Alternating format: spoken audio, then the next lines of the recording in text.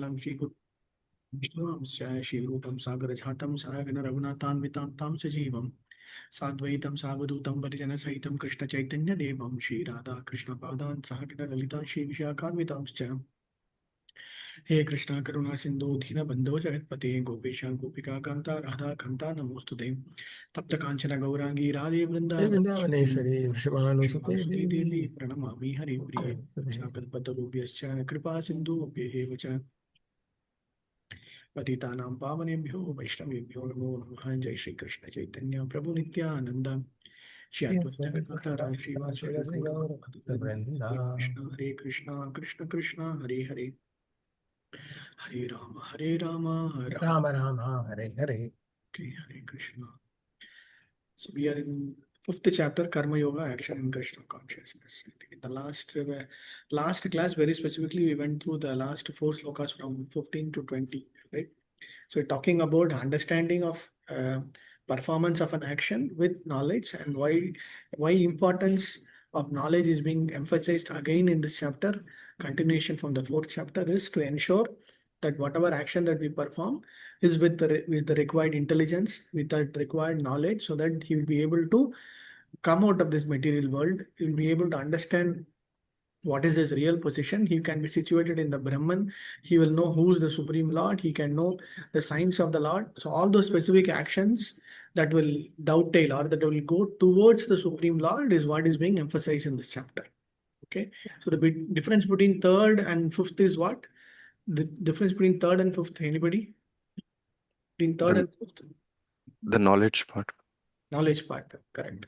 So third is about performance as per scriptures, as per rules and regulations, which is required to take one out of this material world as a karma perspective. But with the knowledge, what it will do is it will lead towards the devotion service. It will lead towards somebody to a higher platform, higher transcendental plane.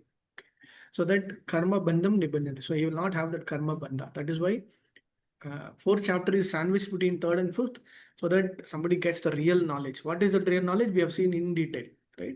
So again, fifth chapter, when Arjuna is being asked, oh, I thought I will just I will just do karma phalatyagam. Karma phalatyagam means I will just, I just have to renounce certain, the result of those actions, or I just don't do actions at all, which means what? He become a sannyasi. No, no. Krishna says, no, no, no. All I'm saying is you have to do karma sannyasa yogam. Okay, very fantastically, the Sanskrit word of this particular chapter is called karma sannyasa yogam, which means what? Sannyasam means what? Renunciation, which means what? Detachments, which means what? No attachment to material world, which means you give up everything. So actions results is also give up in the fifth chapter. That is why this chapter is called as Karma Sannyasa Yogam, and Krishna Prabhupada making it in a very beautiful way called as the Karma in Krishna consciousness, which means what? You have to continue perform actions, but with the consciousness of everything belongs to the Krishna, everything is for Krishna. I am just sacrificing everything. I'll continue to do with a clear understanding, with a clear knowledge, but the difference, what is the big difference? That I will not own anything. I will not have an attachment towards whatever I'm trying to do. I'll have the duty, I will perform my dharma, but still I will not be much attached. So what is the benefits? Krishna gives a lot of specific benefits. Okay. So and a person, the sthitadir person, or the person who has done that, his mind, his intelligence, everything will be completely fixed, and he's a material. He will not be attracted to any kind of material pleasures. Okay, that is what we saw. A person who neither rejoices upon achieving something, nor, this is a very important sloka.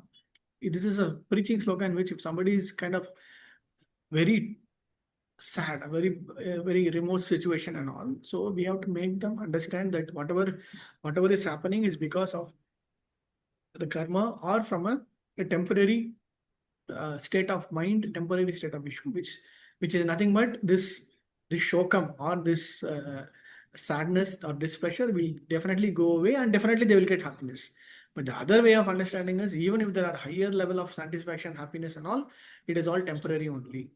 Which means from a material perspective, either shokam or dukkam, bhayam, or the happiness, whatever it be is from material perspective, material plane, it is only temporary. So a person who is intelligent will have a very equi-poised, equi-balanced way of sees the God.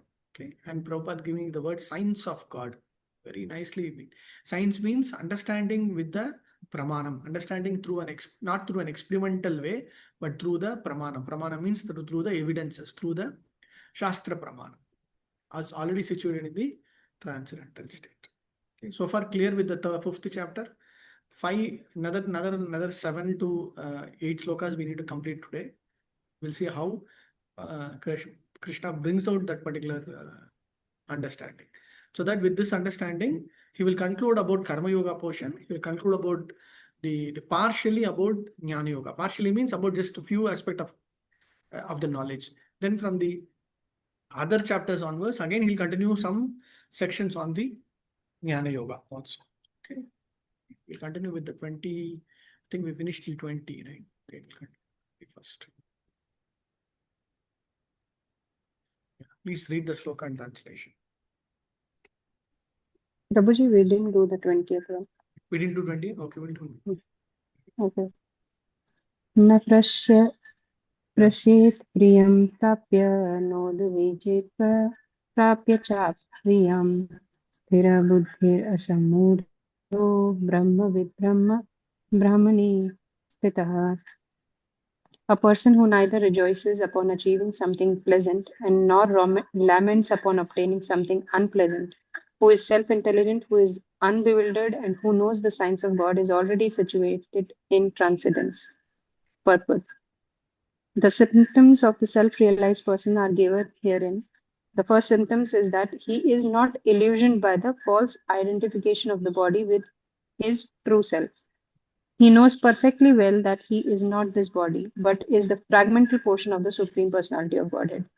He is therefore not joyful in achieving something, nor does he lament in losing anything which is related to his body. This steadiness of mind is called the sthira buddhi, or self-intelligence. He is therefore never bewildered by mistaking the gross body for the soul, nor does he accept the body as permanent and disregard the existence of the soul. This knowledge elevates him to the station of knowing the complete science of the absolute truth, namely Brahman, Paramatma, and Bhagavan. He thus knows his constitutional position perfectly well without falsely trying to become one with the Supreme in all respects. This is called Brahman realization or self-realization. Such steady consciousness is called Krishna consciousness. Very nice. Hare Krishna. So in Vishnu Sahasranam also a very nice sloka. Brahmavid Brahmano Brahmi Brahmangyo Brahmana Priyaha Mahakramo Mahakarma Mahatejo Maharaha. So Brahmavid Brahmano Brahmi Brahmangyo Brahmana Priyaha. So Brahmavid, the word Brahmavid comes here. It is actually in Vishnu Sahasranam, it is actually Bhishmadeva glorifying a person who is a Brahmavid. Brahmavid means one who knows Brahman very clearly. So Prabhupada gives a translation as self-realized person. Okay. So Brahmavid means one who knows the Supreme perfectly. So here very nicely, one who knows the Supreme perfectly here means that perfection is what? That the same Supreme Personality of Bhagavan is also the Brahman, is also the Paramatma, is also the energy manifestation across this entire material platform. So that is where the full completeness of a Brahmavid. With Brahmavid means in normal in a way he is a Vidwan. Okay, he's a great expert. He's a Pandita. So what is that Pandita? He's a great Pandita on a Brahman realization, which means he knows what up. So Brahmanas in a way how it is being defined is they know the absolute truth. When you say absolute truth, the truth means in total. It's not only partially. Oh, I know only some section of some portion of Krishna's energy, some portion of Krishna's manifestation. You will know everything in total. Most importantly, the second important aspect is how to achieve the liberation, how to guide others, how to execute certain yajnas, certain actions by which they will be able to get moving out of this material world, by which they will be able to guide others. So that is also very important. It is not that I have the knowledge, but I don't know how to apply the knowledge. I don't know how to tell to others. Means it is absolutely waste. So a Brahmana means a person who knows everything as well as who can teach everybody without any kind of ulterior motive. They should be able to help others. So that is why They are somewhere in many of the Bhagavatams, or they are positioned at a higher platform because they have the ability, capacity, as well as the what do you say, the qualification to help others. So it is up to us to utilize the brahmanas. It is up to utilize them to make our knowledge more understanding, and then so that we'll be able to. So that is why we need to make it very clear. And Prabhupada also brings it very nicely. The person of steady mind is called as Sthira Buddhi. Okay, Sthira. Sthira means very nice. Buddhi, Buddhi, we all know, right? So it is very important. This knowledge elevates him to the station of knowing the complete science of absolute truth. So absolute truth means at every level, we need to understand who is he. At every level, what is his functions? What is he doing? Paramatma, detailed understanding of Paramatma will come in the 13th chapter. Right? And Bhagavan also. Bhagavan realization, we will never get that easily. At least basically when we are able to see the Sarvavyapi, the Brahman, that itself is a kind of a one higher elevated. Then having the Bhagavan realization is much more very, very high. Which means what? You see Krishna's photo, you should be able to see Krishna. When you chant Krishna, Krishna is in your mouth. You should be able to realize Krishna. Right? When you see a Krishna book, when you see his photo, when you see his vigraha, deity worship, then you will be able to realize, oh, Krishna is there. So that is at the highest platform level. But from a normal gradual level progression, we need to keep moving. Okay. So the most importantly, this is also very important. Last line, he knows his constitutional position very well. So the more and more, in the last class we were discussing, the more and more knowledge you get, you're actually becoming humble, but which will not be the case for many aspects. So which is more, he knows his his position very well, without falsely trying to become one. So this is where that Mayavada Tattva is also being completely pushed away. Okay, so we cannot just simply say, okay, it is at some point of time everything is one. Right? That is not the correct factual understanding. This is called as Brahman realization or self-realization. So here, self-realization means what? It is expanding from I am a Jivatma, there is a Paramatma. I am a Jivatma and I am eternal, I am blissful, I am Sachidanandam, only my body is different, is the initial portion. But again, from a self-realization perspective, there is a Brahman, there is a energy manifestation of the Supreme Lord across this material platform. So it is also the Lord's expansion. There is Lord's hand in it. There is Lord in it. That is where the progression of knowledge needs to be understood. And Prabhupada is making steady consciousness. Okay. Nice word. Steady consciousness is called Krishna consciousness. So Prabhupada is so brilliantly putting Krishna consciousness means it should be steady. Krishna consciousness means it should be uniform. Krishna consciousness means it should be disciplined. Krishna consciousness means you should know who you are. So like that, he is drawing out so much of things to get that important pivot of what is meant by Krishna consciousness. Okay. Very nice. Any specific questions, clarifications, thoughts?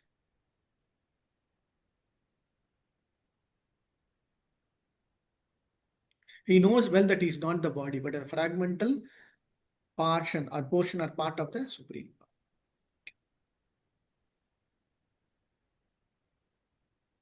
Okay, let's go to the next one, 20. Hare Krishna, Prabhu. Yes, Prabhu. Bhaya sparseshva asaktatma Vindayatmani yutti sukham sha brahma yogat yuktatma sukham akshaya manushyate. Bhaya sparseshu. In external sense pleasure, asakta atma, one who is not attached. Vindati, enjoys. Atmani, in the self. Yat, that which. Sukham, happiness. Sa, he. Brahma yoga, by concentration in Brahman. Yuktatma, self connected. Sukham, happiness. Akshayam, unlimited. Anushyate, enjoys. Translation by Srila Prabhupada. Hare Krishna. Such a liberated person is not attached to material sense pleasure, but it always in trance, enjoying the pleasure within. In this way, the self-realized person enjoys unlimited happiness, for he concentrates on the Supreme. Purport. Sri Yamunacharya, a great devotee in Krishna consciousness, said, Yad avadi mam cheta Krishna para, padar vinde Nava Nava Rasa Dhamne Udyatma Rantum Asti Tad Avadi Bata Nari Sangame Samaryamane Bhavati Mukha Vikara Statu Nisti Vanam Cha. Since I've been engaged in the transcendental loving service of Krishna, realizing ever new pleasure in Him, whenever I think of sex pleasure, I spit at the thought and my lips curl with distaste. A person in Brahma Yoga or Krishna consciousness is so absorbed in the loving service of the Lord that he loses his states for material sense pleasure altogether. The highest pleasure in terms of matter is sex pleasure. The whole world is moving under its spell, and a materialistic cannot work at all without this motivation. But a person engaged in Krishna consciousness can work with great vigor without sex pleasure, which he avoids. That is the test in spiritual realization. Spiritual realization and sex pleasure will go ill together. A Krishna conscious person is not attached to any kind of sense pleasure due to his being a liberated soul. Hare Krishna, bro. Thank you, bro.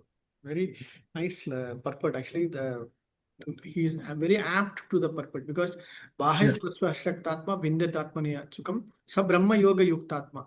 So Brahma Yoga Yuktatma is very nice. Yukta means very forcefully, very performance certain actions. Okay, Yukta Vairagya and Yukta Yoga. Yukta means you need to do something, right? So it is like kind of getting that portion of doing it. And what is he doing? Brahma Yoga Yuktatma. So when he performs certain actions with the Yukta Vairagya or Yukta stage, he will what he's doing? He's doing the Brahma Yoga, which means he's concentrating his mind, his intelligence, his thoughts, everything on the Brahman's solution. Amen. When he's doing that, whatever he's having a self-happiness. For example, Narada Rishi, when he advised to Dhruva Maharaj, you have to just concentrate your chanting or your meditation on the Paramatma sitting inside you, right? Then you will get Brahma Sukham.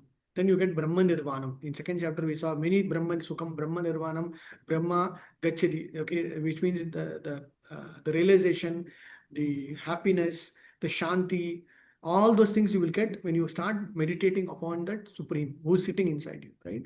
So that way also we can understand that Shakta, Ashakta, he's Bhagya. Bhagya means externally, Sparsheshu, external sense. Sparsham means just touching, right?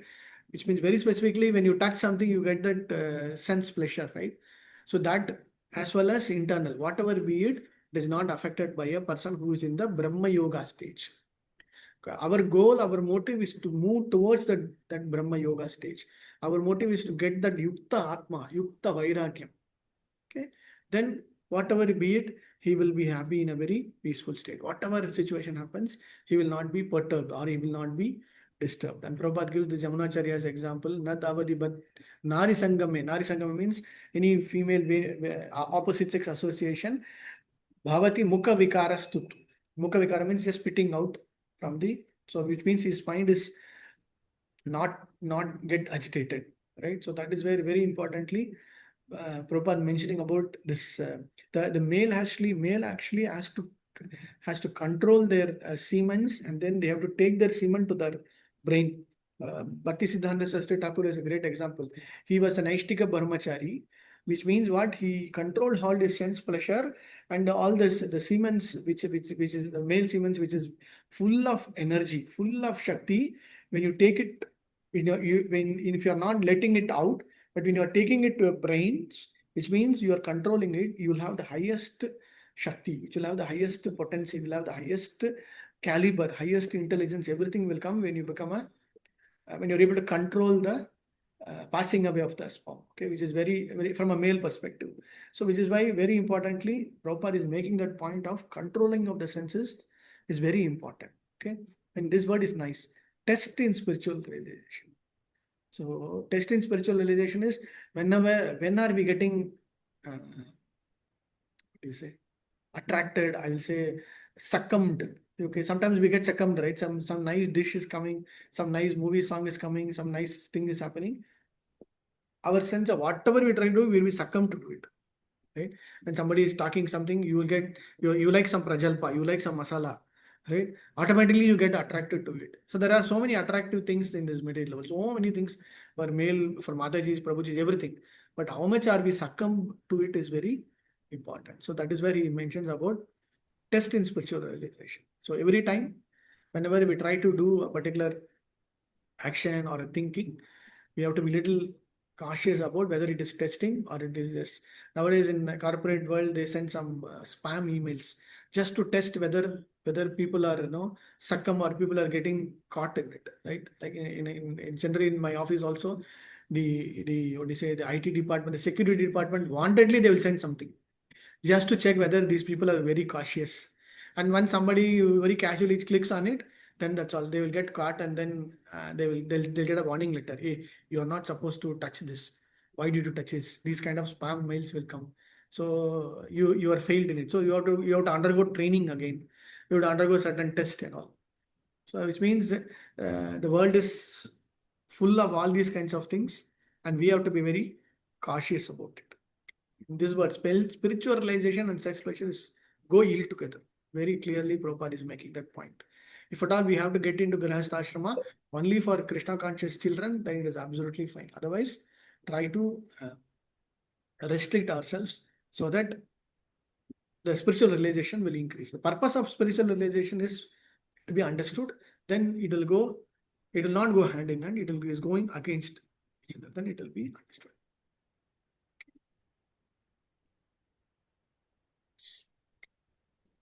We have to go for a higher taste. He loses his taste for material sense pleasure altogether. This is also very important. See, in this material world, what is the highest pleasure in material world is this one. Because Prabhupada, when he went to US, even in India also, I mean, today we just blame US, but if you take India also, or any part of the world, any part of the country, any part of the state, any part of the village, this is considered as the highest one. And from a spiritual realization perspective, this is the most abominable thing that anybody can think about it.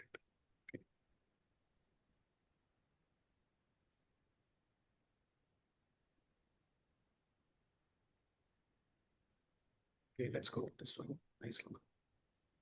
These are all very simple slokas, but powerful slokas where we can understand the need for having the knowledge, need of controlling the senses, need of following certain Sthira buddhi, certain people, which will help us to understand our goal, our spiritual point. Yeah, please read. In previous shloka, in the word by word the synonyms, basically, the Brahma Yoga, it explains concentration in Brahman. Yes. So, I know, maybe it's for me, I got a bit confused. So, I mean, generally, we say that, we concentrate in the Supreme Lord Himself. So, how does that relate to this by concentration in Brahman here? So concentration Brahman here is nothing but the when they try to sit and really this section will come in the 6th chapter when somebody wants to become a yogi or a jnani perspective where he wants to perform a very Ashtanga yoga. So when he wants to perform an Ashtanga yoga, he has to concentrate on something. Okay, some of the yoga system will say concentrate on the flower, concentrate on this rock, concentrate on the mantra, concentrate on this object. Somebody will say concentrate on the Paramatma inside you. There are multiple levels of concentration or memory, what do you say, memory attachment. Right? So that is the realization at different levels from a Brahman perspective. Highest Brahman realization is having that Paramatma realization, having the 400 form of Krishna Garbha or the Vishnu sitting inside our heart. We just start meditating on the highest one, which was recommended by Narad Rishi to Dhruva Maharaj. Even to Prahlad Maharaj also the same thing was conveyed by Narad Rishi. So when somebody wants to sit and do a meditation means there are rules and regulations on the meditation. Like you have to have your eyes closed partially. You have to sit in a particular position. All those things will come into the picture. In practical life, Prabhupada giving that it is impossible. That is why he has given the Brahma Yoga of chanting holy name, loudly chanting the holy name, which is also the same, which will also have the same effect or same understanding of meditating on the Lord or concentrating on the Brahman portion. For us, he has given the highest one, but we are not able to realize that. That's all. Is it correct to say, Prabhuji, that I mean, people who do meditation on Brahman there, it's also Krishna authorized, but Correct. Prabhupada gave us, I mean, Chaitanya Mahaprabhu, they all gave us the more easier way for us to do that, you know, what we will be able to do in this yuga or in this life. Correct. Okay, Prabhuji. Thank you. So whatever way that has been described in Bhagavad Gita is authorized. There's no doubt about it. It will have that solution. But practical situation, current situation, how to do, what to do, is what Prabhupada gives in the purport. Okay. Prabhuji, in 5.20, in the end, he is, they have told in the purport, this is called Brahman realization or self-realization. So, That's what I discussed now, right? yeah. Yeah. So that means like that's the thing that he's telling, like self-realization. If you say Brahman realization, it's nothing but self-realization. That's what it means. Self-realization will get expanded. So first thing when you say self-realization, what is the definition of self-realization? Self-realized is Bhagavan. No. Self-realization is who am I? Who am I? Okay. I am not a body. I am a Jivatma. And I am Sachidanandam. I will not get destroyed. Better, my material body will just get destroyed. So in that there is a lot of definitions, right? Everything will get destroyed from a material body perspective. Jivatma will remain as it is. It is eternal. It will just move from one body to another body after a period of time. It will never shrink or it will never expand. It will never grow or it will never get old. So all those things are all very clearly defined, understood. Only the body changes. So that's same way when you go a little more deeper into the realization, you will realize I am not the owner, I am not the Ishvara, I am just a servant, which means there is another supreme. Who is that? So then it will get to the next. So from a self-realization, it is expanding into a Brahman realization, and then from Brahman realization, you get into the Paramatma realization, and then it is expanding into the Bhagavan realization. Okay. Thank you, Prabhuji. Hare Krishna, Prabhuji, when you say meditate on the Paramatma, that means meditate on the Satchitananda Vigraha, or else meditate on the deity you have, or else when you're concentrating your mind, concentrated on the deity in the temple, all these are the same? All are same. All are same. There's no doubt about it.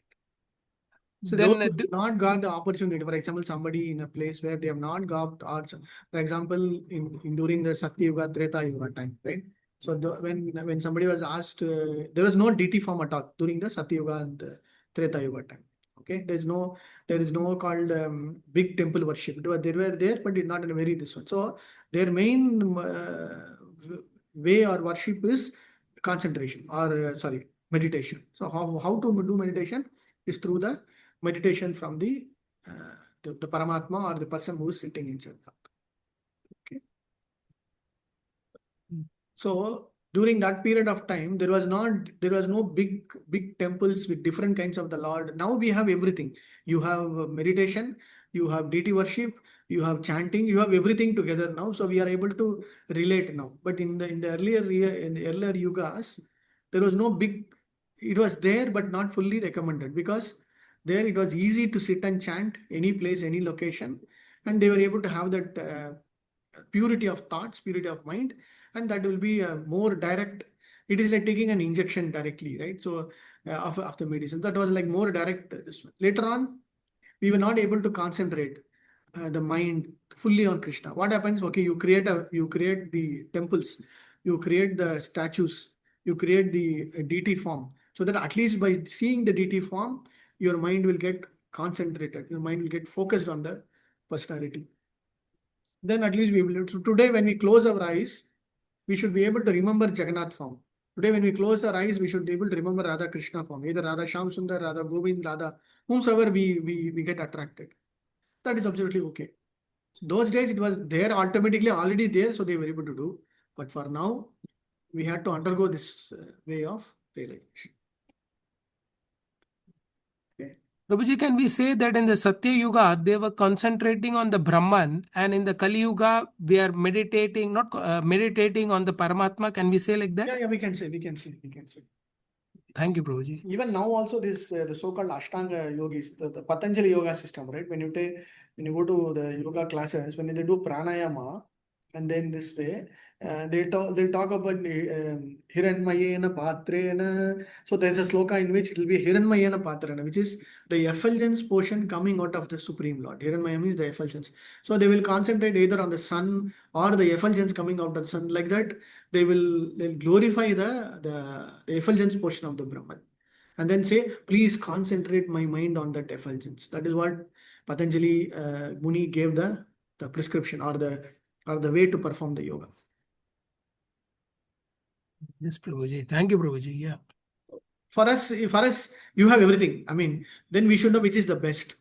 So, as an intelligent person, we should know which is the best. Is nothing will come. Even if I close my eyes for 5 minutes, I'm going to sleep.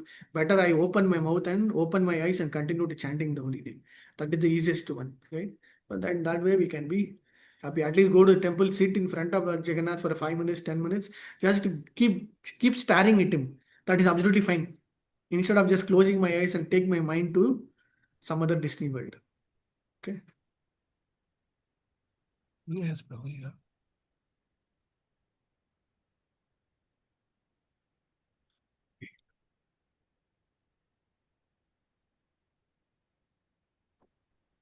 Yeah. Hare Krishna, Prabhuji.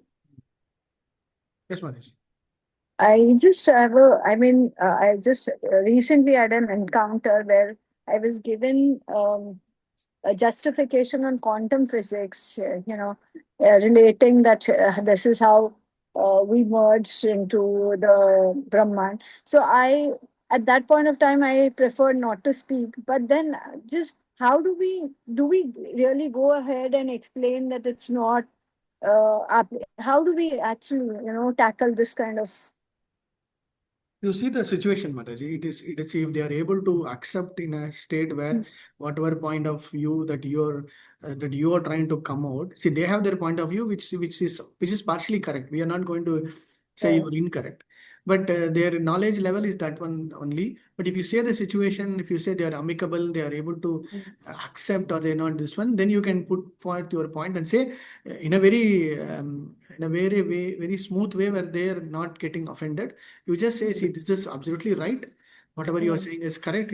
From a quantum physics perspective, everything will merge to that particular fusion or a fission perspective. Everything will merge, which is absolutely true. But beyond that merging is also there's another concept of permanent position, permanent situation, permanent stature, which is also there. That is so our Shastras has information about that. So if you just mention that, that is more. Okay. Thank you, Prabhuji.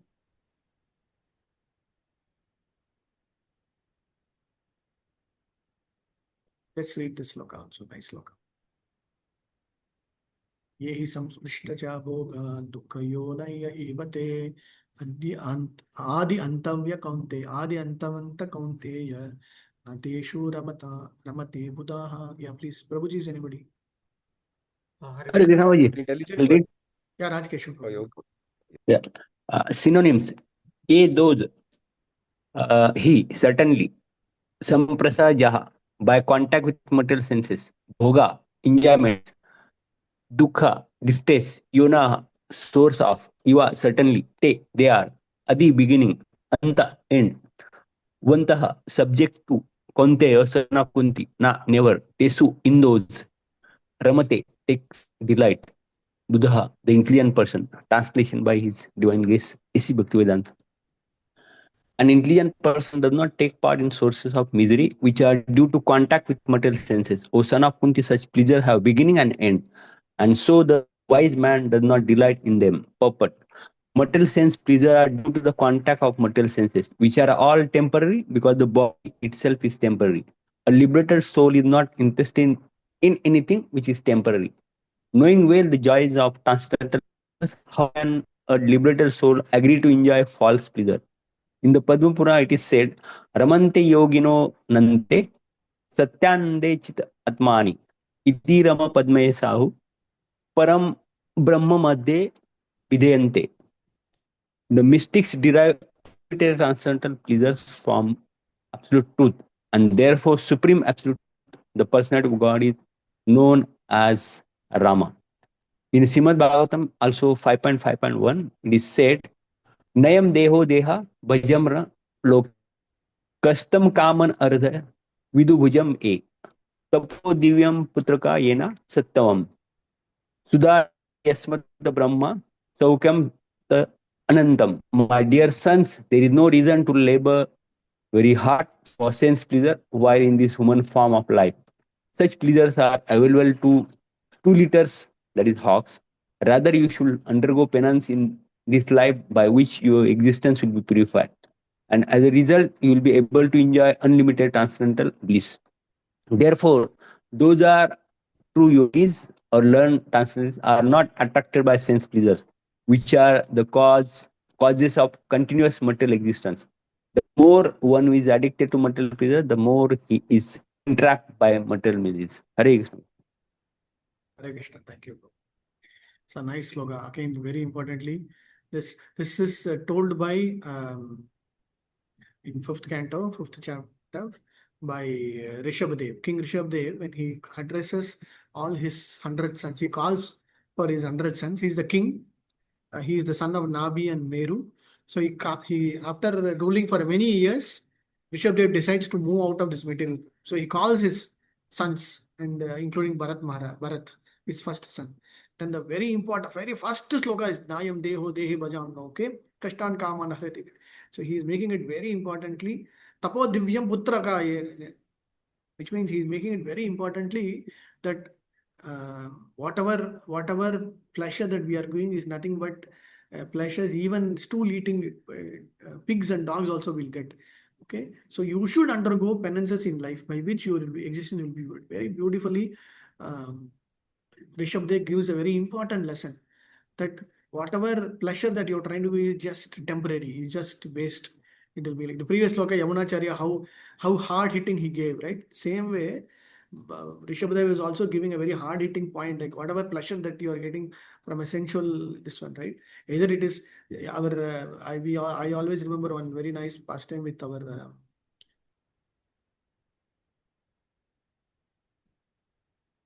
okay, I'll tell you that pastime very nice. Simple pastime, like whenever we have great Paramatma Chaitanya, when you all sit and have this, all of you might have experienced, right? When you have a big feast, okay, you eat your rice, dal, sabji, everything. Some of them will eat sweet first, and some of them will reserve sweet at the last, right? Why? Because they know the Brahma Sukham is there only in the sweet. Okay, so finally they'll take the sweet, and immediately they will not swallow, right? You keep on, you want to enjoy that last moment of that sweet, the taste of sweetness in the tongue until it goes into your mouth. So the moment it goes into your mouth, if you go to any big temple, this one, what we typically do nowadays in the houses we don't do, but at least in temple, many of them you will see what you do. You keep licking or you keep taking. Sometimes in India they directly lick the plate also, or they will keep on taking whatever is available in the plate and keep licking again and again and again till the last thing. Which means what the pleasure is there to achieve to the maximum level, and whatever is achieved immediately after that, it's all gone. Nothing can be done. You just drink a water or something. So our Paramatma Chaitanya will always say, after having all the sweet, everything, right? Then if you give him sweet, finally he will say, give me a little bit of either bitterness or little bit of what do you say, spicy thing. So that the taste in the tongue of the sweetness will go away, and then you will get more of normal taste. Like either drink water or something. So why the point is I'm saying is the pleasure that we are trying to achieve is temporary, just to that few seconds only, few minutes. After that, that's all. It's gone. Nothing can be. You can feel it. Wow, fantastic. But afterwards, you drink something or you keep going, you forget and you keep going. That's all, right? So this is just from eating a simple eating. But all the other aspects of pleasure that you get either by touching somebody or by seeing somebody or hearing something, whatever be it, is all temporary only. It will just go away after few minutes, few seconds, few years, whatever be it will just go away. But what is more important is Shuddhaya Yasmat Brahma Saukyam Tva Anantam. Okay, Brahma Saukyam Tva Anantam. Here also the word Brahma Saukyam or Brahma Sukham Tva Anantam, which means unlimited. So Rishabdev is bringing that we have to achieve that. Even in second chapter also, it is very importantly, Krishna says you have to go for that Brahma Nirvanam. Brahma Nirvanam Gacchati. Brahma Nirvanam Adi Gacchati. Means this moving away from sensual pleasure, going to higher pleasure is very important. The more one is addicted to material pleasure, the more is entrapped by material business. So that is why again and again. So Krishna, when you say Shri Rama Rama Rameti Rame Rame Monorame Sahasranama Tattilam Shri Rama Nama Varane. So whenever we say Rama Rama means Lakshmi Devi, right? Rameti, which means Krishna, Rama gives the pleasure. Who's the pleasure? Whenever you say Rama, he gives the enjoyment. He gives the sense of happiness to all of us. Knowing well the joys of transcendental pleasure, how can a liberated soul agree to enjoy false pleasure? Ramante, Krishna is called. So we have Radha Raman, right? The word Ramante here means the person who gives that, what do you say? Gives the absolute pleasure, absolute joy, absolute happiness. When you see Krishna, you should become happy. When you see Rama, you should be happy. When you hear about Krishna, you should become happy. When you think about Krishna, you should become happy. When you eat the prasadam, when the bhoga is converted to prasadam, when you eat that prasadam, you should be happy, right? Because the pleasure potency, Krishna is the reservoir of all pleasure. Right? So whatever be it, his expansions, his other things are also will give that happiness, right? Let's say a thing of beauty is a joy forever, that they say. What is the thing of beauty? The creation that is done by the Lord is so beautiful. You see a nice Kamal Patraksham, you see a nice lotus, you see a nice rose, whatever be it, you see a nice thing, which is beautiful. Immediately you should understand that beauty is coming from the creator or the creation done by the Lord. Then you enjoy that happiness with much more transcendentally, with much more happiness. But if you just have that beauty and then say, oh, it is for my enjoyment, let me enjoy it, then it becomes material. The same thing, we need to just understand the background of it, then start enjoying, you will be able to. Okay, let's go quickly. Let's finish off few slokas. Anybody else? Anandi Mataji, you want to read? Or Anurag Radha Mataji? Hare Krishna, Prabhuji. Yes, Mataji. Prabhuji, can you go to Devanagari script? Yeah. 653. शक्नोतिहैव यः सोढुं प्राक्शरीरविमोक्षणात् कामक्रोधोद्भवं वेगं स युक्तः स सुखी नरः.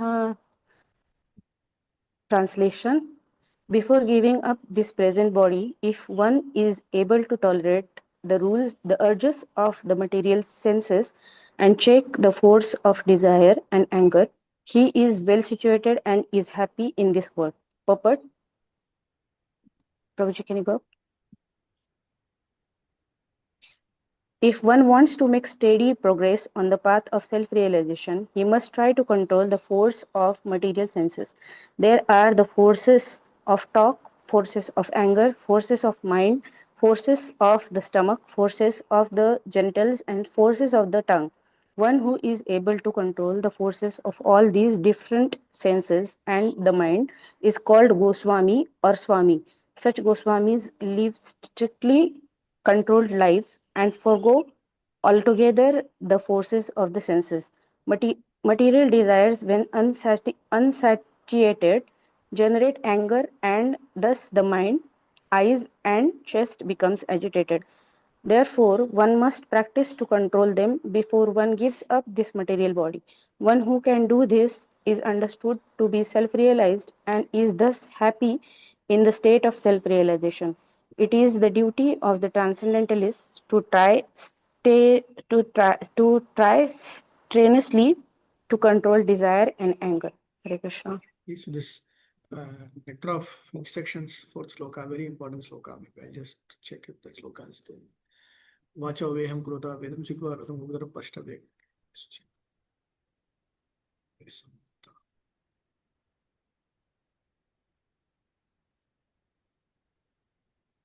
Able to see the screen? Yes, bro.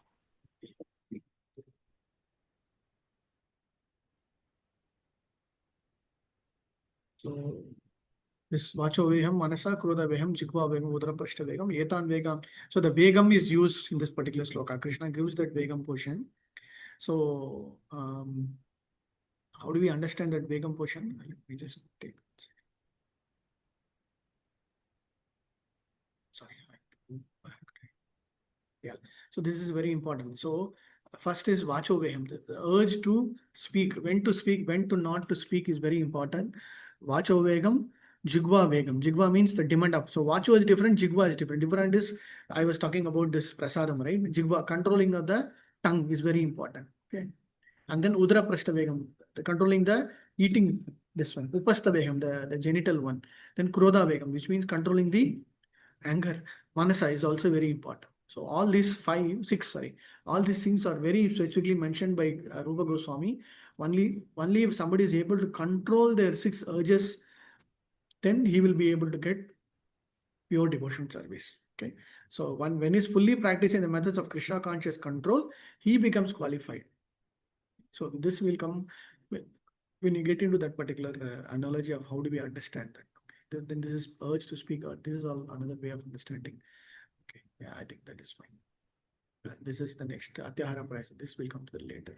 So that is why this Vacho Veham, Krodha Vegam, Jigva Vegam, Udra Prashta Vegam, which means a Dhira person will ensure that all these specific Vegams are completely controlled. Okay. So this chapter, this sloka is also specifically calling Kama Krodho Udbhavam Vegam. Udbhava means the creation, generation. Where it is getting created. Kama, Krodha, Lobha, Madam, Ascharya, right? It is all coming from the material platform of this Shariram. So you should become Vimokshanat. Vimoksha means coming out of, or giving it up, or just making sure that we are not getting attached to that. Then he will say Yukta Sa Sukhi Naraha. So that person will become Sukhi. That person will become Naraha. Okay. So one must practice to control them before one gives the middle body. Very nice, important. So why are we in Krishna consciousness? Why are we trying to do all these things? At least before we leave this middle body, to some extent, we have made some achievement in terms of controlling our urges, controlling our certain, whatever be, at least if we're able to control at least one portion of whatever, at least out of 6, 2 are able to control. Out of 6, 1 or 3 or 4 is controlled, then absolutely.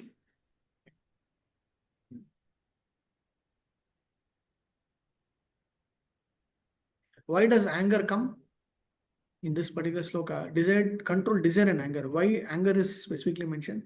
When does anger come? Generally? Because of lust, Prabhu. Unfulfilled lust. When desire is not fulfilled, Prabhu. That's all. When desire is not fulfilled, lust, everything will become changed to anger. Okay. So desire and non-desire state.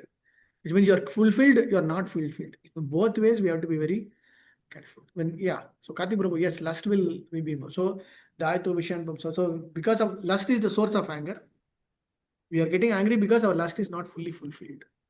And lust is not getting fully satisfied. And much more anger when somebody else is doing it or somebody is getting it. Prabhuji, here specifically mind, eyes, and chest become agitated. Why is it mentioned like that? Yeah. So this is in the line of how do I understand from a bodily structure perspective. Your mind is first very important. Eyes is also eyes are the first things that get attracted, or the I'll say victim. Eyes are the first victims.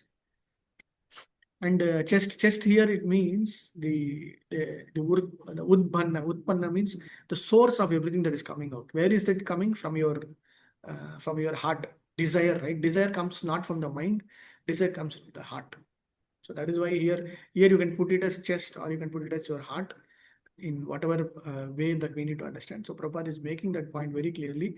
Say sometimes when you become very angry, what will happen? For some it will become, they will feel heavy pain in their heart. heavy pain in their chest, they say, right? Or if they have a lot of slokham, they say, my heart is very, very heavy today, which means that the heaviness can be felt from the eyes, from the mind, and from the chest also.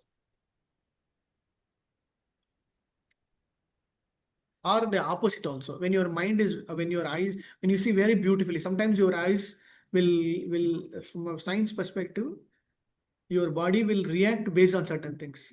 Let's say you see very beautiful, Nainam Galada Shudharya Vadanam. So sometimes your eyes automatically start crying. Sometimes you are in a very most sokam also, your eyes get slokam. Your eyes get water. Same way your chest, here it means your heart portion will become very light, very, very soothing, very calm in a very good way.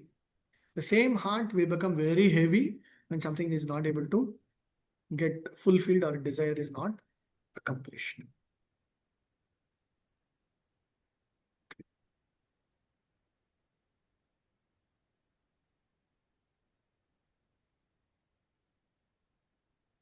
Okay, let's go.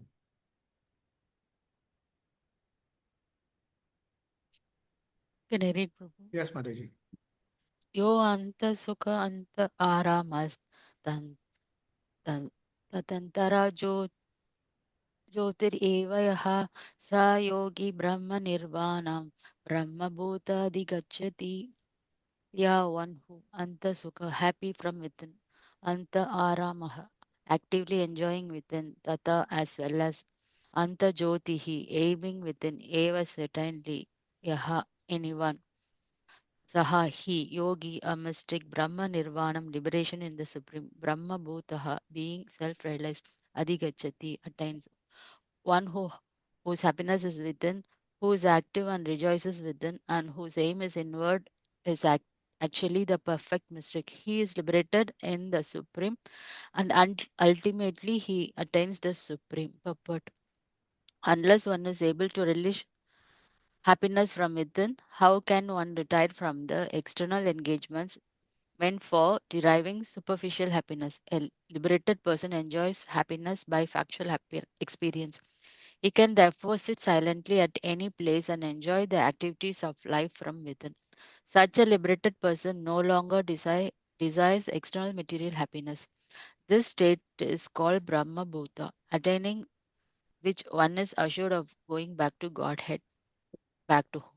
Hare Krishna. Brahma Bhuta Prasannatma na soshati na kankshati. Okay, in second chapter, 70th sloka, right?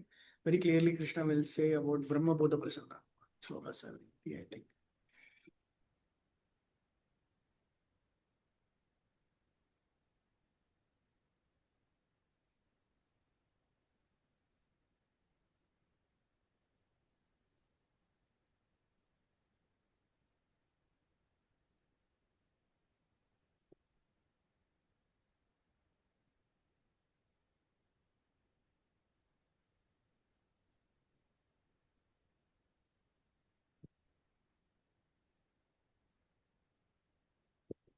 Brahma Nirvana Madhigachiti.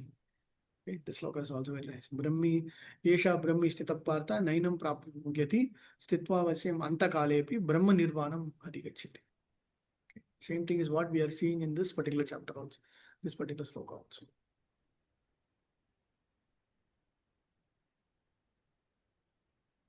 Brahma Bhuta Adhigachati. So, two aspects are mentioned very clearly. One who Anta Sukha, Anta Arama, and Anta Jyoti. Three things actually. But very nicely, how do you understand? One whose happiness is within, who is active and rejoice within, and whose aim is inward is actually perfectly mystic. Three different groups are mentioned. Who are they? Can somebody make a guess? I'm already given out it. Okay, there are three aspects to it. Who is one within, one happy within, and who is active and rejoices within. So what is this? Both looks same, right? And whose aim is inward is actually perfect mystic. Mystic is yogi, Prabhu. Mystic is yogi. Okay. So what does he do? He'll be meditating He'll within meditate. within. So he'll do his concentrate his mind, and then he'll become a mystic. Mystic and mind is together. which means focusing the mind, completely concentrating is okay. Then what about the first two? One who is within and who is active and rejoices. Karma Yogi. Very good. Who is the Karma Yogi here? The one who does his activity and Actively. does not get attached to it. Okay. Jnani, Prabhu. Jnani. Who is Jnani here? Very beautifully, very simple sloka, but three themes very. Yo anta sukham, anta arama, anta jyotir. All of them are yogi brahma nirvanam, brahma bhuto adhigachiti. So Prabhupada making that. So one who is happy within, so he will become the jnani. Like he knows everything. He has got the full knowledge that in the previous slokas we saw. Okay, so he's a jnani. He's like yes, he knows everything. He's happy everything. The second is one who is active and rejoices the karma yogi or the nishkama karma yogi or a devotee or a person with a person performing karma with knowledge. So he will become active, which means he will do actions. He's always active and he is also rejoicing. The third is whose aim is inwardly the perfect yoga, like how Prabhu mentioned. Yes, his aim is just to focus on the Paramatma or the person sitting inside. He will do a Brahman realization, the Paramatma realization. He'll become a mystic. That is also in whatever way he is liberated in the Supreme and ultimately attains the Supreme. So he is Brahma Bhuta. He is already Brahma Bhuta Prasannatma. He is already in that particular thing. He will definitely get in the Brahma Nirvanam state and definitely Sha Adhigachati. It will definitely he will get in there. Clear?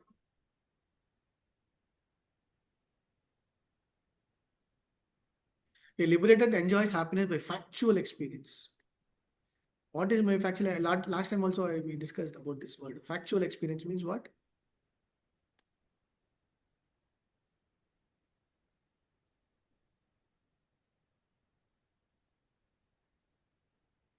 What is factual experience? Experience meant what? Normal way of understanding experience means? Factual experience means he remains in his concentration. He remains in mind. Okay.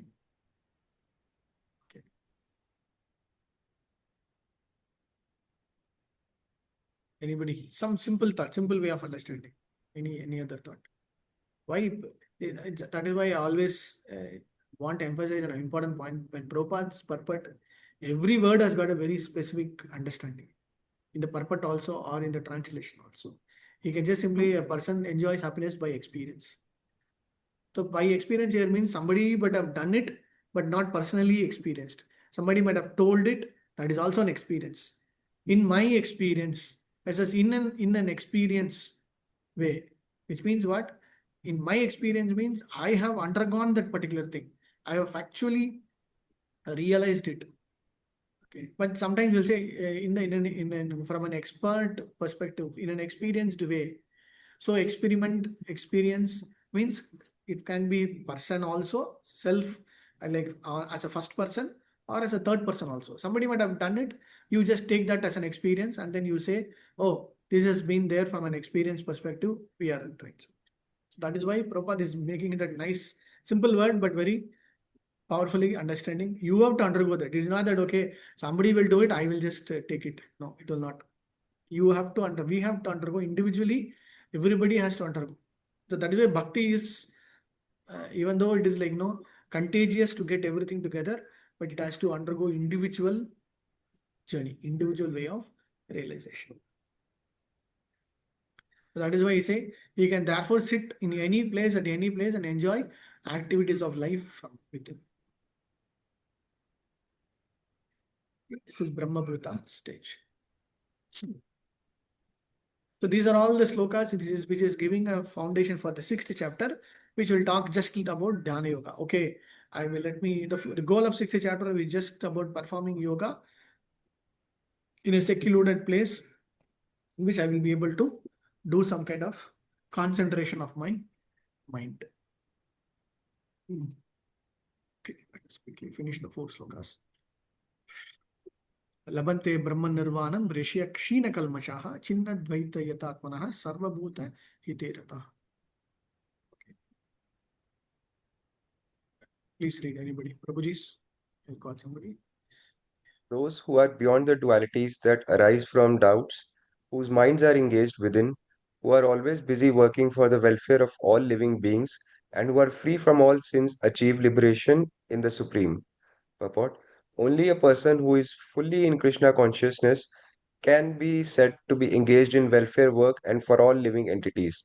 When a person is actually in the knowledge that Krishna is the fountainhead of everything, then when he acts in that spirit, he acts for everyone.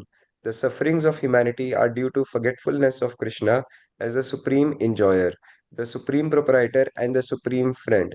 Therefore, to act to revive this consciousness within the entire human society is the highest welfare work. One cannot be engaged in such first class welfare work without being liberated in the Supreme. A Krishna conscious person has no doubt about the supremacy of Krishna. He has no doubt because he is completely freed from all sins. This is the state of divine love. A person engaged only in ministering to the physical welfare of human society cannot factually help anyone. Temporary relief of the external body and the mind is not satisfactory. The real cause of one's difficulties in the hard struggle for life may be found in one's forgetfulness of his relationship with the Supreme Lord.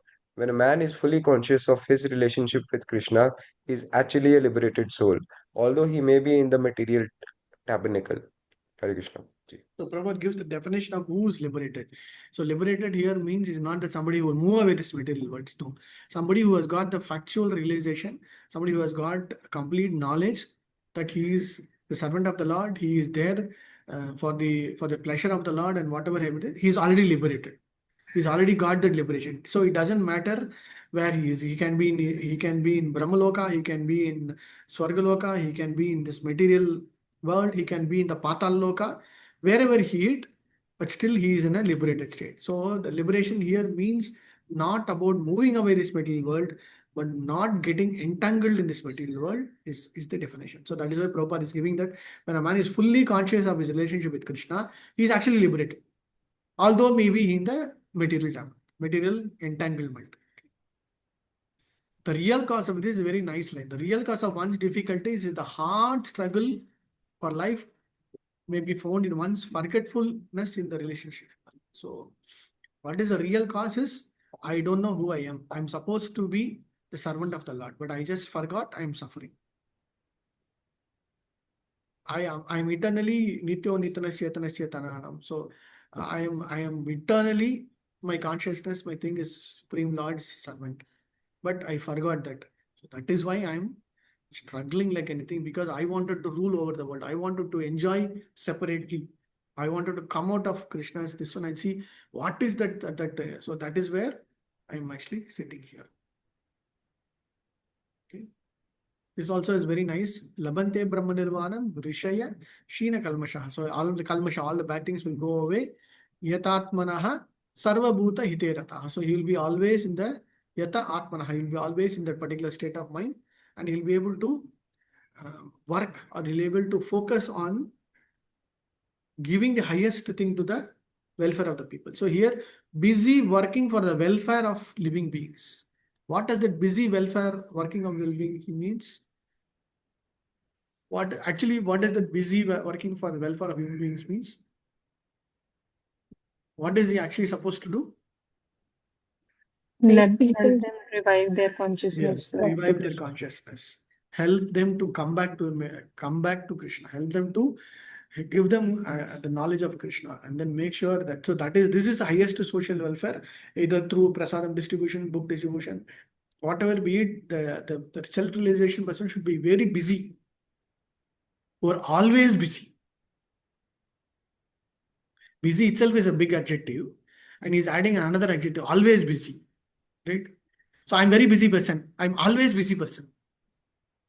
Which means, so the emphasis is very much given by Prabhupada that the sober man, or the sthita dhir, or the person who is in the highest level consciousness will be always busy, either by action or by thinking also, or by writing, whatever be. The busy here means not just going out doing performing action, even by concentrating the mind, by thinking also. Now by praying, for this busy also has multiple meanings, either action physically performed, mentally performed, praying, everything put together. So when you sit and concentrate your mind for the welfare of others, when you pray, when you sit and read Bhagavatam for others, that is also absolutely considered the same effort as you go physically do it. Second. Give me 1 second. Just read the next sloka. I'll just take this call. 26th sloka. Hare Krishna. Yeah, Mataji. Can I read, Guruji? Yes, Mataji. Go ahead. Rama Krodha Vimuktatma Yatinanyeta Chetasam Abhito Brahma Nirvanam Vartate Viditatmanam. Translation and purport by Srila Prabhupada Vijay. Kama from desires, Krodha and anger, Vimuktatman of those who are liberated, Yatinam of the saintly persons, Yata Chetasam who have full control over the mind, Abhita, assured in the near future, Brahma Nirvanam, liberation in supreme, Vartate is there, Vidita Atmanam, of those who are self-realized. Those who are free from anger and all material desires, who are self-realized, self-disciplined, and constantly endeavoring for perfection, are assured of liberation in the supreme in the very near future.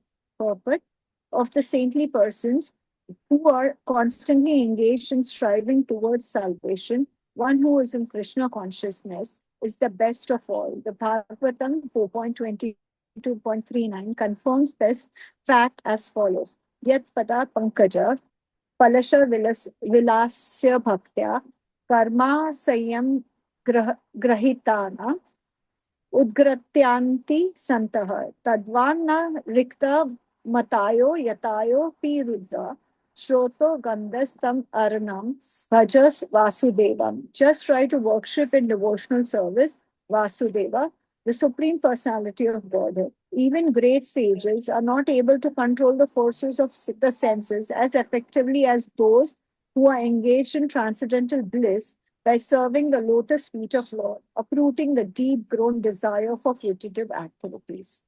In the conditioned soul, the desire to enjoy the fruitive results of the work is so deep-rooted that it is very difficult for the great sages to control such desires, despite great endeavors. A devotee of the Lord, constantly engaged in devotional service in Krishna consciousness, perfectly in self-realization, very quickly attains liberation in the Supreme. Owing to his complete knowledge and self-realization, he always remains in trance. To cite an analogous example of this, Darshana Dhyana Samsparsharya Matsya Kurma Vihangam Gamaha Swani Apyani Pushnanti Tataham Api Padmaja. By vision, by meditation, and by touch only do the fish, the tortoise, and the birds maintain their offspring. Similarly, do I also, O Padmaja. The fish brings up its offsprings simply by looking at them. The tortoise brings up its offspring simply by meditation. The eggs of tortoise are laid on land, and the tortoise meditates on the eggs while in water. Similarly, devotee in Krishna consciousness, although far away from Lord's abode, can elevate himself to that abode simply by thinking of him constantly, by engagement in Krishna consciousness. He does not feel the pangs of material miseries. This state of life is called Brahma Nirvana, or the absence of material miseries due to being constantly immersed in the Supreme. Hare Krishna. Thank you. The word nirvana is sometimes very incorrectly understood or incorrectly utilized. But here, the word Krishna brings out the Brahma Nirvana is Nirvana means absence, not about they use it in a very incorrect way, kind of naked or something, which is incorrect. Nirvana means not that which is not there, which means it is absent. Okay, so Brahma Nirvana means the absence of material miseries. Okay, that is what is called the Brahma Nirvana portion. And this sloka is all Darshana Dana Swamshmishar Vatte Kurma Vyama. This sloka we can very clearly understand. Okay, I will just show you that how does it happen. So Prabhupada is quoting this particular thing very specifically. Right? So which means the birds will after laying the bird, what will the birds will go? It will just, you would have seen, right? It will just go and It will just go and sit on it. Sometimes the male bird will sit, sometimes the female bird will sit, depending upon the species. So until the birds, the heat is provided, until the eggs get hatched out for a period. It can be 2 weeks, 3 weeks, 1 month, 3 months. It depends upon the type. Okay, many birds have their own way of time period, but it will do that act. It will perform its duty very perfectly. And during that time, the opposite, either the male bird or the female bird will feed this bird. Right? It will never move away. Right? Same way is this matsya. Matsya means the fish. So if you have seen through the matsya of this one, it will bubble out. It will all be all small bubbles. So what it will do, it will keep on constant. It will never move from its position. Some of the fishes, it will actually swallow into their mouth. If some other enemy is coming, or some other fish is going to come and attack, what this fish will do, it will just swallow, put in its mouth. After some time, it will let it out. Right? But it will be focusing on just by vision.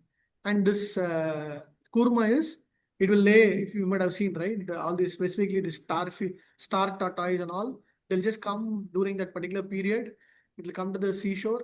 It will lay the eggs. It will close with the sand, and it will just go away, go back to the water, sea. But still, what it will do, some sparsha, means always just thinking. It will always thinking, right? So that is how this particular sloka is referred. But what Prabhupada is want to understand, we have to remember Krishna in this way. So that is why Prabhupada is making this point that in whatever in whatever way, if you are able to remember Krishna, then that is why Prabhupada, our acharyas recommend deity worship. For example, when you do deity worship, when you do arti, your hand is getting utilized, you're singing, your mind is focused, your eyes are seeing the Lord, all your senses are engaged in deity worship. Right? When you do arti, when you do bhoga, or when you do abhishekam, whatever be it, when you do deity dressing, what will happen? Your mind is engaged, your hands are engaged, your mouth sings for the Lord, whatever be it, it will all concentrate on that particular aspect to it. Okay, so that is why it is recommended. Even see, this is all done by great devotees, not ordinary. Even the great gopis, when they sing, when they do their normal activities, you would have seen in Damodara prayer, Damodara Leela, and any other Leela pastimes, right? So when they do churning of the butter, when they do taking water, are they doing anything? Always they will be singing about Krishna's Leela, or they will be talking about Krishna Leela, whatever be it, right? So engagement of senses will automatically happen when you start performing with a focused mind on Krishna. So he will very quickly achieve liberation in the Supreme. Okay. Yatpada Pangaja Palasa Vilasa Bhaktya. This sloka is also very nice. Shota Ganastam Aranyam Bhaja Vasudevam. Okay. So when Shota Ganastam Aranam. So whatever be it, when our mind, everything is focused on that Bhaja Vasudevam, that particular Krishna, Vasudeva, they will be able to do. Okay, so even great sages like Prabhupada will bring out examples of Saubiri Muni, then Vishwamitra, so many other Munis, Rishis also. Okay, so even though they are trying to concentrate for many months and many years, sometimes due to the forceful vegam means the speed in which it will act, they themselves sometimes fall also. Okay.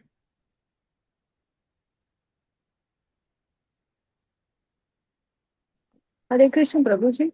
Yes, Prabhuji. Here in that sloka, Darshana Dhyana, it says Tataham Api Padmaja. Padmaja is So this Lord sloka, Brahma, right?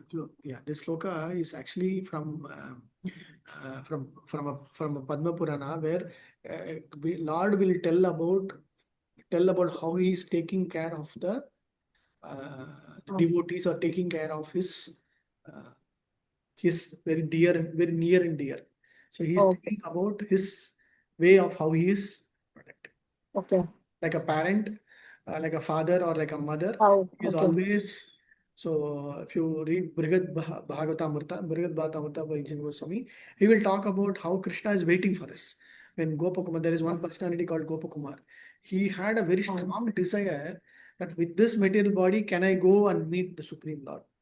So he goes there when the Gopakumar goes in that pastime, he does a lot of save everything and then finally achieves there. The moment Gopakumar goes to the Vaikuntha or Goloka, before entering there, somebody was waiting there just on the gate. The moment he comes there, then Krishna will just hug him and say, I have been waiting for you for so much of millions and millions of years, so much that I've been waiting. You have come back. Okay, that is how it is. So beautiful. Thank you, Prabhuji. Even parents also, right? Let's say you send your children to school. How many times have you thought about whether he took eat properly, whether the lunchtime they didn't have any fight with other children, they took that masala. So all those things will come, right? So this is all one way about uh, showing love and affection or exhibiting the relationship. So this is by Lord Vishnu to Lord Brahma. No, Padmaja. Padmaja here means Lakshmi Devi. Lakshmi Devi. Okay. Thank you, Prabhuji.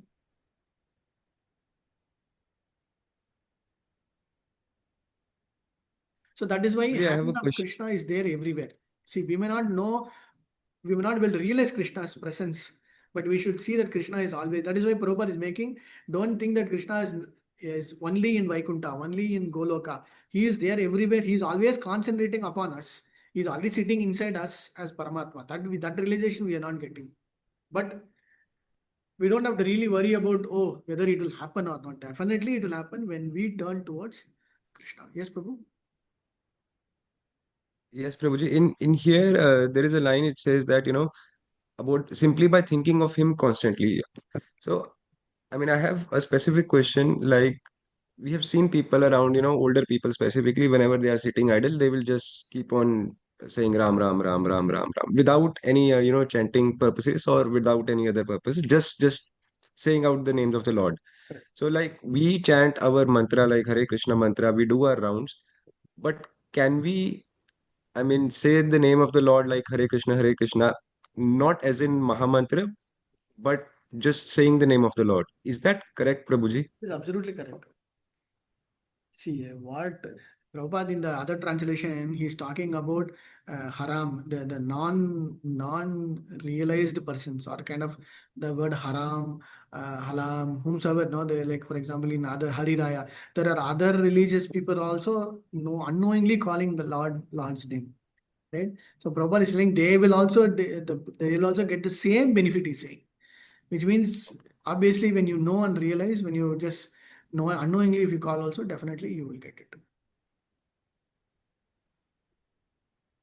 So that is why whenever we call in our home and all, we go, hey, Hare Krishna, come here.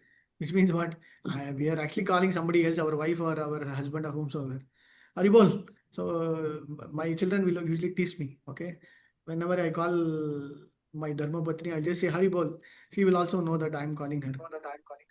Okay, so we know. Okay, but it is in a way it is okay. So which means in a way we are able to, at least by that way we are able to realize or at least get a chance to call Krishna's name.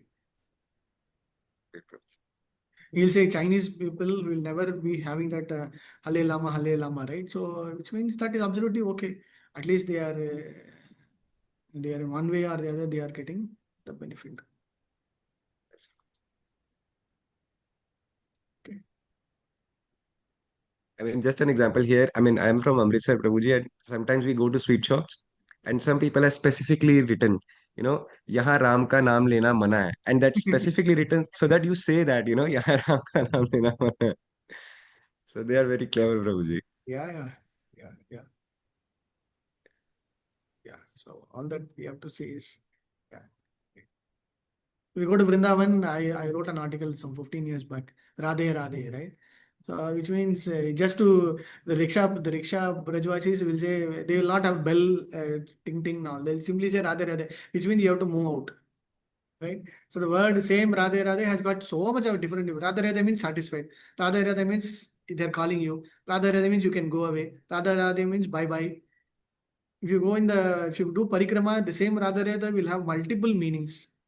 But all that we are trying to say is just Radhe Radhe. That's all.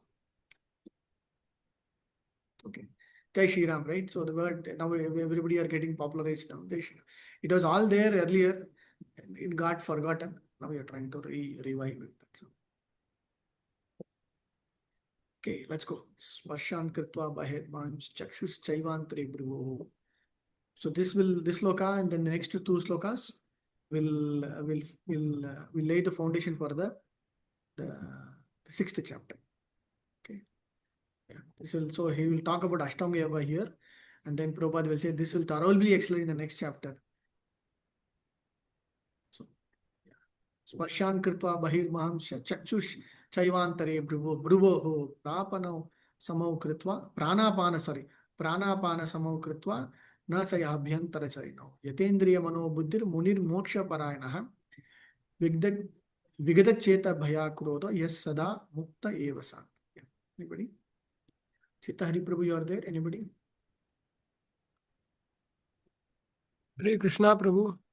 Translation: shutting out all external sense objects, keeping the eyes and vision concentrated between the two eyebrows, suspending the inward and outward breaths within the nostrils, and thus controlling the mind, senses, and intelligence. The transcendentalist aims at liberation, becomes free from desire, fear, and anger. One who is always in this state is certainly liberated. Purport by His Divine Grace A.C. Bhaktivedanta Swami Srila Prabhupada ki jai. Being engaged in Krishna consciousness, one can immediately understand one's spiritual identity, and then one can understand the Supreme Lord by means of devotional service. When one is well situated in devotional service, one comes to the transcendental position, qualified to feel the presence of the Lord in the sphere of one's activity. This particular position is called the liberation in the Supreme. After explaining the above principle of liberation in the Supreme, the Lord gives instructions to Arjun as to how one can come to that position by the practice of mysticism or yoga known as Ashtanga Yoga, which is divisible into an eightfold procedure called Yam, Niyam, Asan, Pranayam, Pratyahara, Dharana, Dhyana, and Samadhi. In the sixth chapter, the subject of yoga is explicitly detailed, and at the end of the fifth, it is only preliminarily explained. One has to drive out the sense objects such as sound, touch, form, taste, and smell by the Pratyahara process in yoga, and then keep the vision of the eyes between the two eyebrows and concentrate on the tip of the nose with half-closed lids. There is no benefit in closing the eyes altogether, because then there is every chance of falling asleep. Nor is there benefit in opening the eyes completely, because then there is the hazard of being attracted by sense objects. The breathing movement is restrained within the nostril by neutralizing the up moving and down moving airs within the body. By practice of such yoga, one is able to gain control over the senses, refrain from outward sense objects, and thus prepare oneself for the liberation in the Supreme.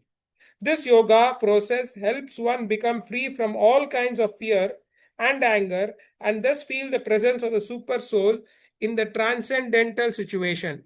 In other words, Krishna consciousness is the easiest process of executing yoga principles. This will be thoroughly explained in the next chapter. A Krishna conscious person, however, being always engaged in devotional service, does not risk losing the sense to some other engagement. This is a better way of controlling the senses than by Ashtanga Yoga. Hare Krishna. Hare Krishna. Thank you, Prabhu. This sloka is kind of more or less self-explanatory. So Krishna is bringing out an important point of performance of a yoga more from an external perspective, yata indriya. So controlling the senses more from a jitendriya, like winning over the indriyas more by concentration of the mind, intelligence, and focusing to through the meditation process. So meditation process will include pranayama also, prana, apana, sama, yukta, pachamanyam, chaturvidam. So we'll talk about the 15th chapter. We'll come to very specific details, but here it is about prana, apana. So we will know about the prana vayu, apana vayu. In the 4th chapter also we saw, right? Apane jingvati pranam, pranam So like that, the air that is going inside through the air that is coming outside, you can do some kind of a concentration, right? And then Bruva Madhya means in the center, right? Center of your eyebrows. Just focus on that, and then you'll be able to concentrate. So that is, he's giving that the way Munir Moksha Parayanaha. So they have attained that Indriya, Mano, Buddhi, Munir. So whatever Indriya, Mano, Buddhi, everything, all these Munis, they were able to get that Moksha Parayanaha. They achieved that. Okay. So that is where he's giving this particular understanding of how to get that state of liberation. So one is always in the state is certainly liberated. And Prabhupada in the purport is saying, you don't have to do this kind of a very hefty, heavy duty meditation. If you just perform Krishna consciousness ways activities, just following all this yama, niyama, asana, pranayama, pratyahara, dharana. So this I will come in the 6th chapter. We will talk about very in detail. There are different stages in performing this. Okay, yama is following the principles. Yama and niyama is following the rules and regulations. Sitting properly, whatever activity that we do. Pranayama is through the concentration. All those things will come into action. Dhyana means meditation. Finally, samadhi. This is different levels in which we are able to progress to attain that.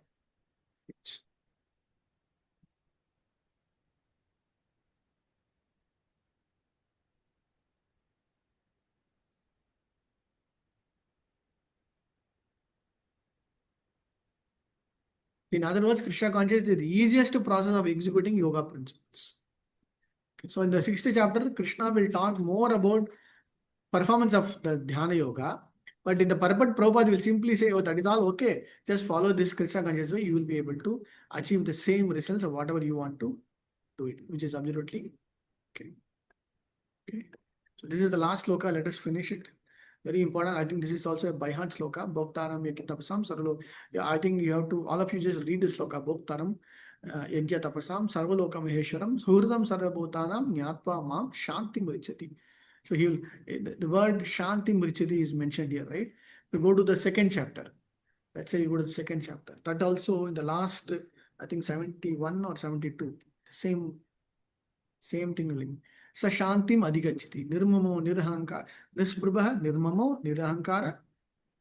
Sa shantim adhigachati. So if you see this last 2 slokas, no, almost same. In the way where Krishna brings out, you want peace of mind. You are in a very disturbed state. If you do these actions, if you are able to concentrate your mind, if you are able to control the senses, if you are able to do these things, definitely you will get the peace of mind or the formula for getting the peace. He alone get. So this is what is the 2nd chapter. Right? Same way in the 4th chapter also, there are a lot of similarity you will see. Right? Same thing. Why Krishna is getting repeated? Is repeating because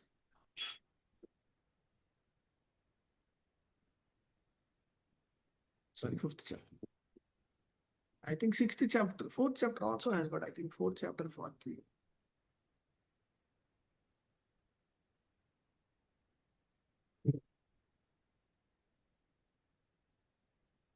41st sloka has.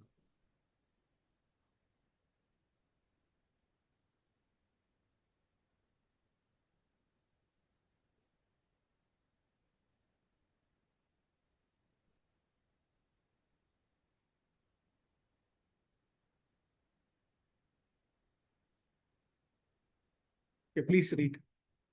Last, who can read? Hare Krishna Prabhu. Yes, Prabhu. Bhaktaroham, the beneficiary yajna of sacrifices, tapasam and penances and austerity, Sarvaloka of all planets and the demigods thereof, Mahaishwaram, the Supreme Lord, Shudram, Suhadram, the benefactor, Sarva of all Bhutanam, the living entities, Jnatva, thus knowing, Mam, me, Lord Krishna, Santim, relief from material pangs, Rachati, one achieves. Translation: A person in full consciousness of me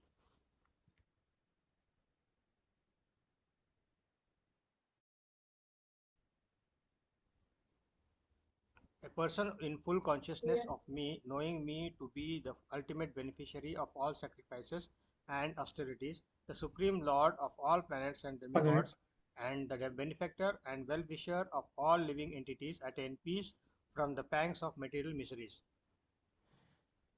Purport. The conditioned souls within the clutches of illusionary energy are all anxious to attain peace in the material world, but they do not know the formula for peace, which is explained in the part of Bhagavad Gita. The greatest peace formula is simply this: Lord Krishna is beneficiary in all human activities. Men should offer everything to the transcendental service of the Lord, because he is the proprietor of all planets and the demigods thereon. No one is greater than he. He is greater than greatest of demigods. Lord Shiva and Brahma. In the Vedas, Shvetashvara Upanishad 6.7, the Supreme Lord is described as Tam Ishwaram Pranamam Maheshwaram. Under the spell of illusion, living entities are trying to be lords of all they survey, but actually they are dominated by the material energy of the Lord. The Lord is the master of material nature, and the conditioned souls are under the stringent rules of material nature. Unless one understands these bare facts, it is not possible to achieve peace in the world, either individually or collectively. This is the sense of Krishna consciousness. Lord Krishna is the supreme predominator, and all entities. Sorry, Prabhu, just one. Lord Krishna is the supreme predominator, and all the entities, including the great demigods, are his subordinates. One can attain perfect peace only in complete Krishna consciousness. This fifth chapter is practical explanation of Krishna consciousness, generally known as Karma Yoga. The question of mental speculation as to how Karma Yoga can give liberation is answered herewith. To work in Krishna consciousness is to work with complete knowledge of the Lord as the predominator. Such work is not different from transcendental knowledge. Direct Krishna consciousness is Bhakti Yoga, and Jnana Yoga is the path leading to Bhakti Yoga. Krishna consciousness means to work in full knowledge of one's relationship with the Supreme Absolute, and the perfection of the consciousness is full knowledge of Krishna, or the Supreme Personality of Godhead. A pure soul is the eternal servant of God as his fragmental part and parcel. He comes into contact with Maya, illusion, due to the desire to lord it over Maya, and that is cause of many sufferings as long as he is contact with matter. He has to execute works in terms of material necessities. Krishna consciousness, however, brings one in spiritual life even while one is within the jurisdiction of matter, for it is an arousing of spiritual existence by practice in material world. The more one is advanced, the more he is freed from the clutches of matter. The Lord is not partial towards anyone. Everyone depends on one's practical performance of duties in Krishna consciousness, which helps one control the senses in every respect and conquer the influence of desire and anger. And one who stands fast in Krishna consciousness, controlling the above mentioned passions, remains factually in the transcendental state or Brahma Nirvana. The eightfold yoga mysticism is automatically practiced in Krishna consciousness because the ultimate purpose is served. There is a gradual process of elevation in the practice of yama, niyama, asana, pranayama, pratyahara, dharana, dhyana, and samadhi. But these only preface perfection by devotional service, which alone can award peace to the human being. It is the highest perfection of life. Thus, the Bhaktivedanta purport of 5th chapter of Srimad Bhagavad Gita in the matter of Karma Yoga and action in Krishna consciousness. Thank you, Prabhu. Very nice purport. Thank you for reading it. This is very important. This only preface perfection by devotion, which means these yama, niyama, asana, pranayama, pratyahara are all the preface to the perfecting the devotion service, which means these are all just at the preliminary level or the initial level of understanding how it is. So it is a gradual process of elevation in the practice of yama, niyama. So by performing of our actions in Krishna consciousness, all these yoga processes automatically getting fulfilled. Okay, because the ultimate purpose is completely served. Okay, any sloka. So from the sloka purpose perspective, Krishna is making that bhoktaram yajna tapasam sarvaloka husuvardam sarvabhutanam nyatva mam shantim richati. This is where Krishna brings in, indirectly he is bringing out a point. Like, no, whatever be it, that yajna, dhana, tapasyas, everywhere, who is the sarvaloka maheshwaram? It is mam. If somebody nyatva, somebody knows that, okay, even in Bhagavad Gita, 4th chapter also, right? Janma karma cha me divyam. If somebody knows my janma and karma is divyam, he will never get punarapi. He will never get same way Krishna is saying them.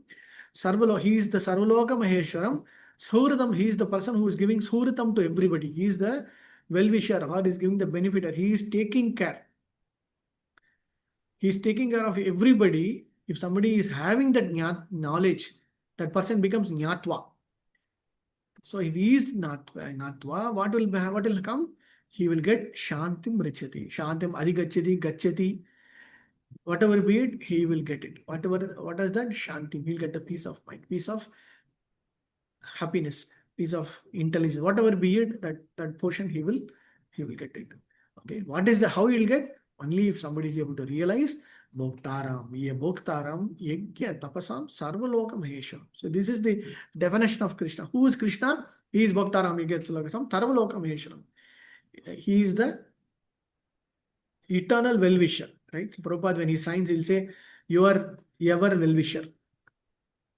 Right? All our acharyas, even all Vaishnavas will always pray for the goodwill of everything, right? For the good nature of everything. So whenever you go and ask any blessings or mercy, they will just simply say Hare Krishna, which means they are always thinking good for us only. Right?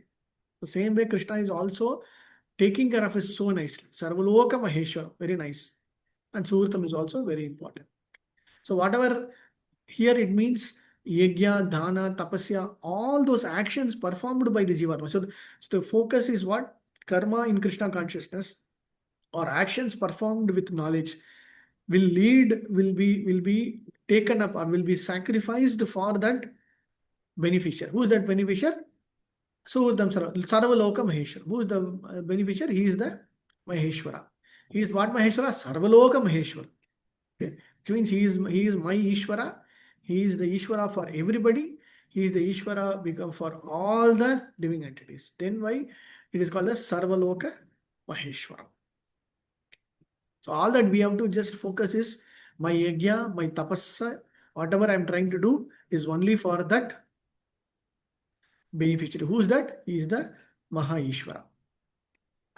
Okay, then he will be able to get. So Prabhupada giving that Matat Ishwaranam Paramam Maheshwaram. So he's giving examples from Sveteshwara Upanishads just to make that point very clearly. The master is the master of the material nature and the conditions those are the stringent rules of the nature. So we are in the stringent rules of material. We can never escape from the material nature. From the rules of the material nature. Okay? So unless one understands these bare facts, this is superlative adjective. Fact itself is okay. What is bare facts? Is like you cannot, there's no doubt about it, right? It is like, we always, in Bhagavatam also, there's what is that? Irrevocable fact. In lawyer, Devik Prabhu uses the word. It is an irrevocable fact. Irrevocable means that which can never be changed. So that means this is the bare minimum we'll say, bare fact, which is like truth to the core. And it's not possible to achieve peace in the world, either individually or collectively. Okay. So explanation of Krishna consciousness generally known as. So we have to understand this Bhakti Yoga is a culmination of, are you performing Jnana Yoga? Yes. Are you performing Karma Yoga? Yes.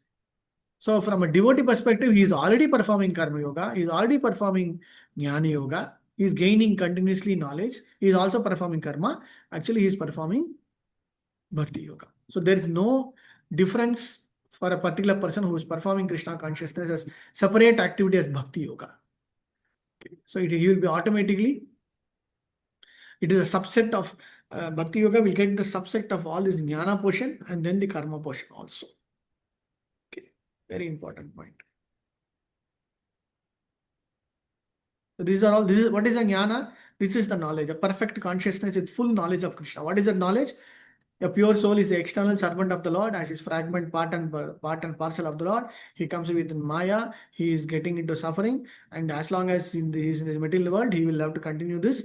The moment his things starts focusing on Krishna, then he will be in the Shantim state or in the Brahma Bhuta state, and then he will be able to focus his entire activities on pleasing that bhoktaram, that particular personality. So he is not partial to anyone. Okay. Krishna, from his perspective, he is equal to everybody. There is no doubt about it.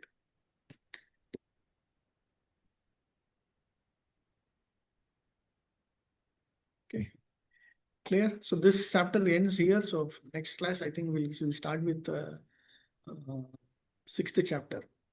I'm trying to get one Prabhuji I've asked. If not, I've asked Madan Mohan Prabhu and one more Prabhuji.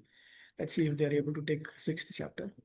And then we'll take a break. We'll finish all our exams, test everything in July, and then we'll get into the second unit later. Okay, so we'll finish sixth chapter also.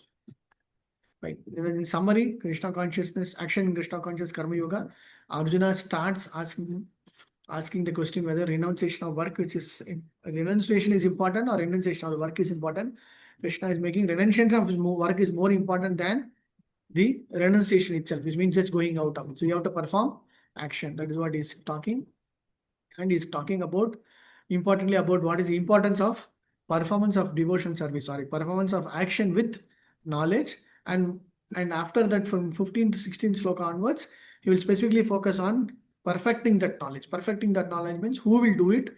And with that stita, dhir, sita, matir, that particular person, he will keep on concentration. But the last 15 to 20 or 15 to 25 is all about achieving that Brahman stage. Achieving that Brahman stage is with the knowledge that he is the eternal servant of the Lord and he has to perform that action. He cannot say, I will not perform action. So he has to, the Jivatma has to perform that action so that he will get that realization. That realization is Atma realization, self-realization, then the Bhagavan realization, the Brahman realization, everything will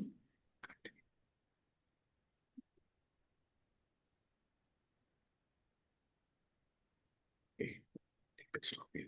Any realizations from this chapter? Anybody want to share? Or any feedback?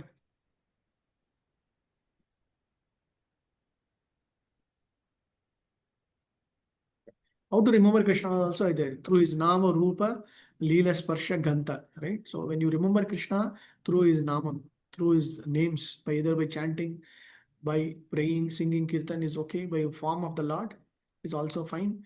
Remembering through his pastimes also fine. His touching, smelling. Like you go to temple, one Gaura Arti, you are able to do all these five, right?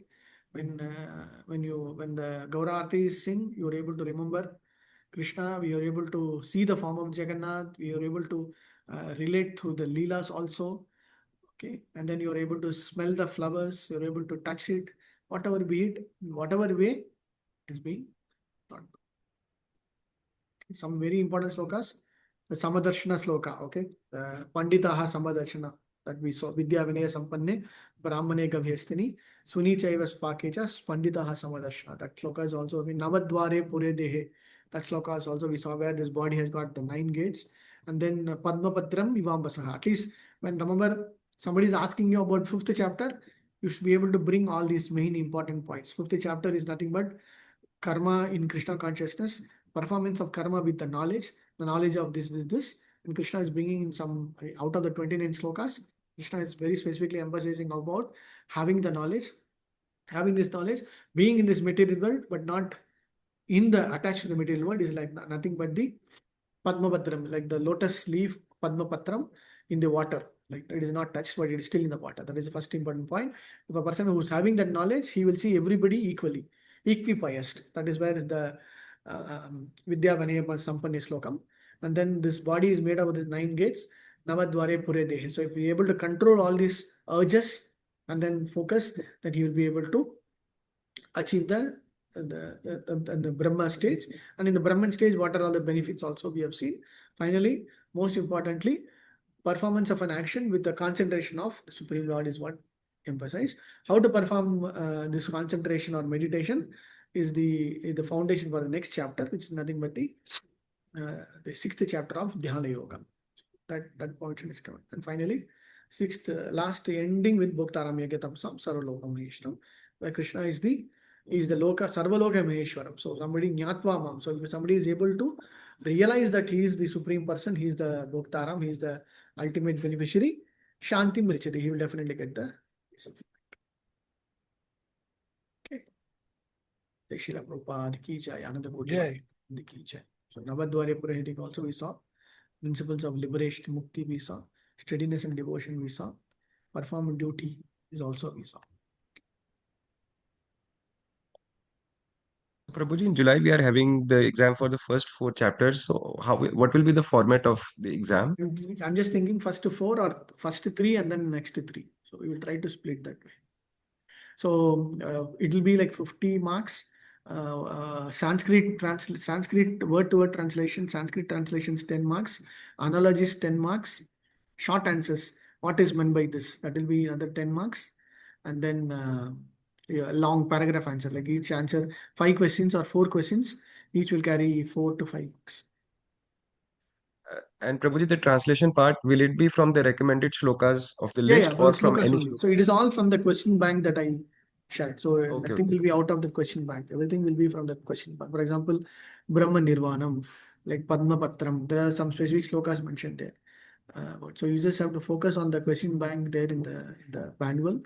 That is it. So the same question will be either in the 1-word answer or in the 5-mark answer. So you have to elaborate a little more that particular thing. That's all. Okay. Prabhuji, I joined from chapter 4. Okay. So can I, 1, 2, 3, can I take later when Yeah, you can take it later, Prabhuji. No issues. Thank you, Prabhuji. Focus on 4, 5, 6, and then later you can take it. So Prabhuji, from July 1st will be 1, 2, 3. That's all, Prabhuji. Yeah, we will want to do first, maybe the first week we'll finish the first 1, 2, 3, and then the coming week we'll finish 4, 5, 6. Okay, thank you. Hare Krishna Prabhuji, even the sloka recitation would be You have to just 1, start 2, 3. Yeah. See, the sloka recitation, as I told you, you can start now itself. You can take short videos with your eyes closed Okay. and then send it to me. Okay. Hare Krishna. But don't send one by one sloka. You just say, can you just close your eyes, bhoktaram yajna sarvaloka, then you just don't send it immediately. Okay, just you concentrate 5 slokas together and then send it. Okay. The shlokas, sorry, Prabhuji. Yeah, it's okay, Mataji. Go ahead, Mataji. No, it's okay. I finished. Yeah, okay, Mataji. Prabhuji, the shlokas are the ones that is given in that one, right, Prabhuji, in the booklet? Correct. Yeah, okay. Sloka with the translation, not exactly the translation, but at least the literal meaning of that. If you are able to tell, then that will also add specific marks.